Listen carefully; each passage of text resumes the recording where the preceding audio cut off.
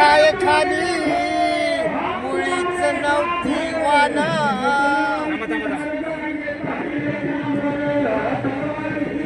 जरांगे पाटलाच्या छायेखाली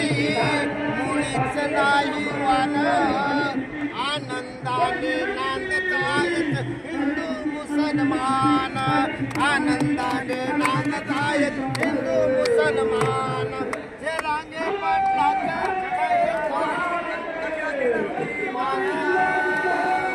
जरांगे पाटलाच्या छायेखाली कशाची नव्हती वान आनंदाने नांदत आहेत हिंदू मुसलमान आनंदाने नांदत आहेत हिंदू मुसलमान आनंदाने नांदत आहेत हिंदू मुसलमान सांगायचं आहे सर्व जाती धर्म गुणागोविंदाने नांदत आहे आणि तुमच्या राजकारणासाठी विनाकारण राजकारण भेटीस धरून एकामेकात बंधुत्व जे आहे बंधू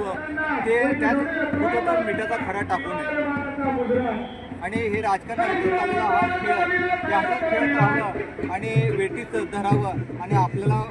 फक्त निवडून यायचं आहे मतदान घ्यायचं आहे आणि परत एकदा मुंबईच्या नवीन पॉईंटला आमदार निवासात आम्ही इकडे धोका काढणार आणि तुम्ही इकडे दुष्काळ शेतकऱ्यांनी आत्महत्या करा आणि नंतर आम्ही तुम्हाला अनुदान देण्यासाठी मग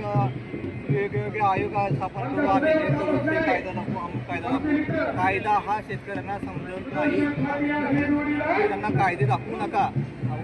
आपल्या शेतकरी आजोबाला वडिलाला मुंबईच कुठे हेच माहीत नव्हतं मुंबईला यायचं म्हणजे कोण्या कुठून यायचं कसं जायचं हेच माहीत नव्हतं तरी जरांगे पाटलामुळं मुंबईतील लोकांना पाहण्यात आले कमीत कमी आरक्षण म्हणजे जरांगे पाटलाच्या कायद्यामुळे जरांगे पाटलाला माहिती असतो किंवा आपण कुठे असताना सुद्धा आपल्याला हे शासन जाणीवपूर्वक देत नाही किंवा आपल्याला कुणबी म्हणजे काय शेतकरी मराठी भाषेत शेतकऱ्याला कुणबी म्हणतात हे सर्वसामान्य आहे तुम्ही कसले कायदे दाखवता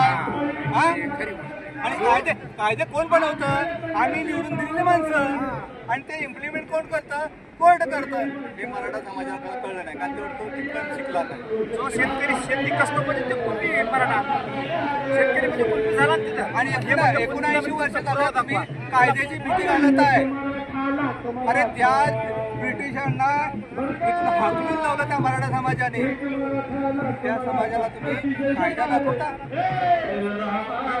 बोललाय आणि फक्त आता जास्त वेळ न लावता म्हणून जरांगे पाटलांना आरक्षण फक्त द्यावं हीच आमची एवढी इच्छा आहे जे एक मराठा लाख मराठा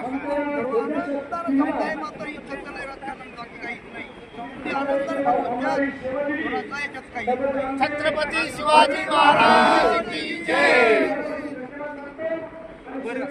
दादा